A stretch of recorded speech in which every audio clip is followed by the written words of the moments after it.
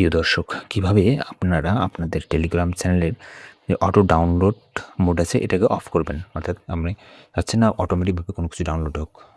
তো এটা কাজটা করার জন্য আপনাকে যাইতে হবে টেলিগ্রামে। টেলিগ্রাম থেকে এখানে প্রোফাইলসে আসার পর আমাদের এখানে সেটিংসে যাইতে হবে। সেটিংসে আসার পর আমাদের এখানে দেখতে পাচ্ছেন ডাটা অ্যান্ড স্টোরেজ। এই ডাটা অ্যান্ড স্টোরেজের উপর একটা ক্লিক করতে হবে।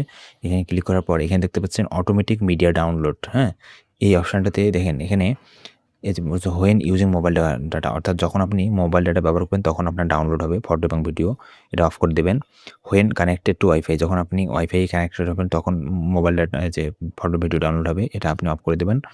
হোয়েন রোমিং এ ফটোস, এইখানে মোবাইল ডাটা যখন আপনি খুব কম খরচ করবেন সেক্ষেত্রে ডাউনলোড হতে পারে শুধু ফটো, এটা অফ করে দেবেন। অর্থাৎ এই 3টা অপশান আপনারা অফ করে রাখবেন।